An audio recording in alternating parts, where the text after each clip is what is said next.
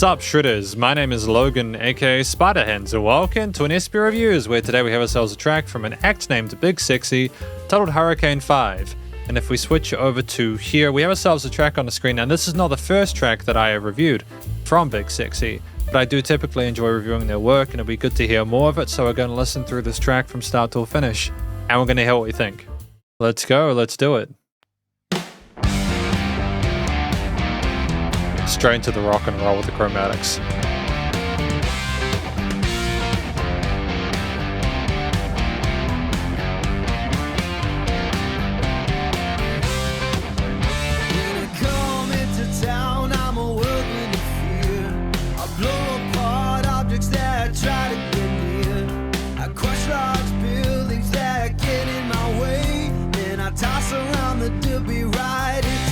Great presence to the vocals here.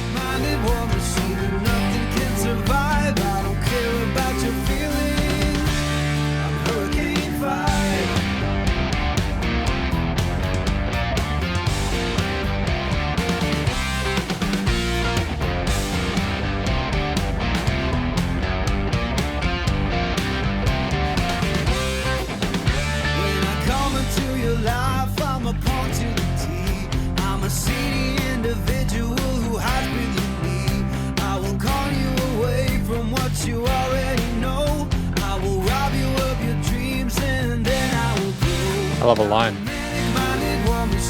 Nothing can survive. I don't care about your feelings. I'm Hurricane 5.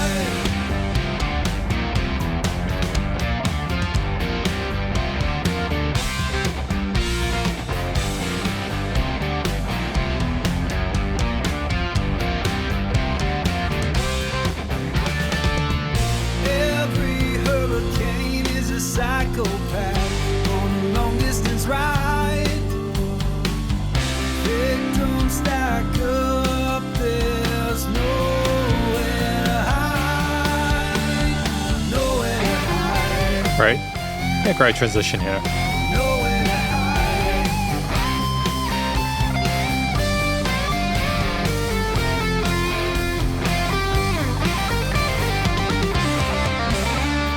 When I'm the sirens never rest.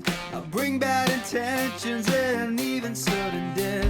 I'll take all your money and leave you with the debts. I will wave goodbye to all of you without regret. I'm a manic-minded war machine. Nothing can survive. I don't care about your feelings. I'm Hurricane 5. This is great to have these different solo sections as well.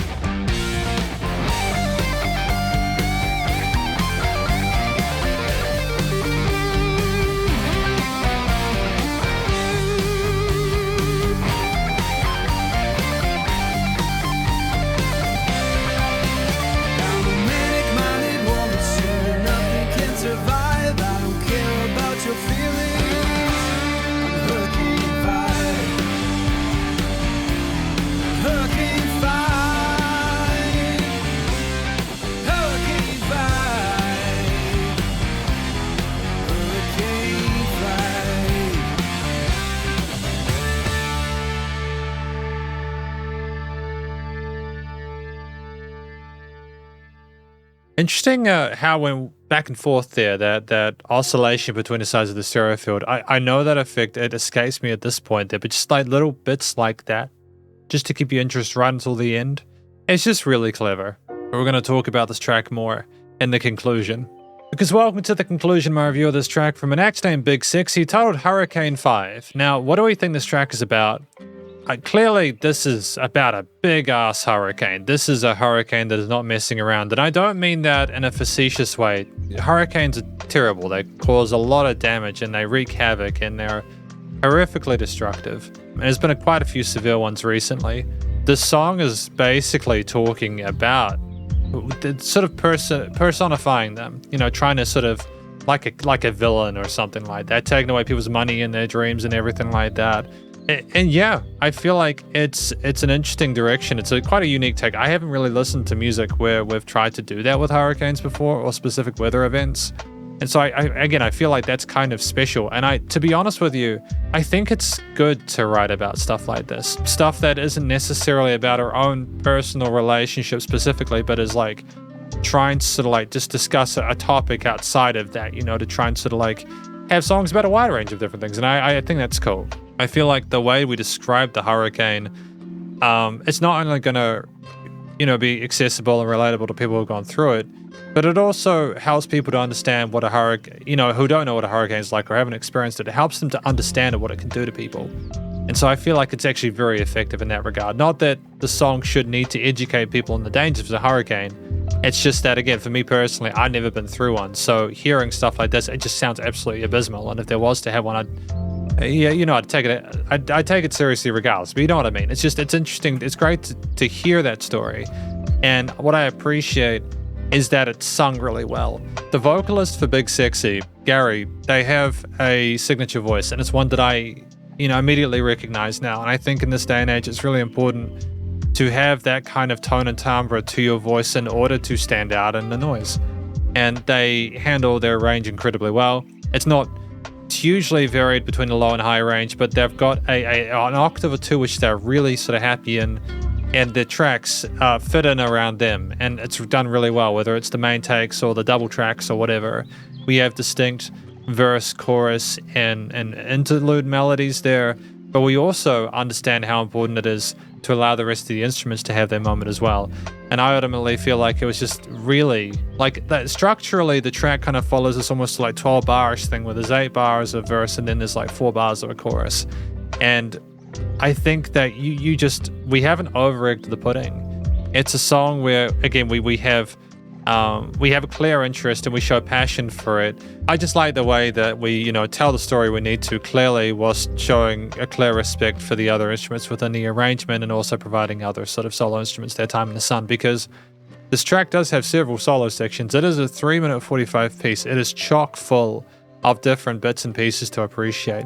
There are several sort of signature distorted guitar riffs there working through majors, minors, and chromatics there rolling. And again, that kind of blues scale kind of format there. The bass line following along with that. The hi-hats rolling with the chord note and eighth note accents with 16th note fills and transitions. And we sort of explore the drum kit with different beats for select parts there. We are able to, what I appreciate about the drums as well is that we react to parts of the soloing and the guitars, for example, in the mid-range there. We might adjust the amount of kicks that we have to show accents to certain parts to make it a more sort of cohesive experience. But it's a tight rhythmical performance there, sticking what needs to be done to the different guitar progressions. I especially like with the guitars that we had the steel strings in that interlude section, kind of softening and sweetening things up a little bit to also give more real estate to the organ, which we have later on. We have a dedicated organ solo and it becomes a bit more sort of active later on. It was very subtle first off, but just to give it that time in the sun, I think it's just a great foil to the first guitar solo we had in the mid-range. And then of course we have another guitar solo after the organ part. We're absolutely spoiled for solos, but they're done in a way which is tasteful. I think the first solo, and again, there's nice exploration of fretboard, interesting hammer pull-offs, sort of like ornamentation and stuff like that, but it kind of rolls off of what the vocalist is doing.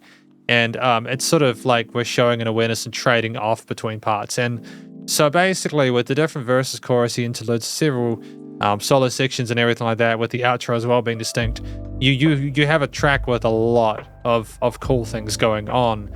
And I feel like the similarities of scale choices and melodies and ideas between the guitar solos and the organs, whilst also having most instruments pocket to allow the singer at the time in the center to be the focal point. I just feel like we have an understanding of how to get things to work together in ways very satisfying to listen to.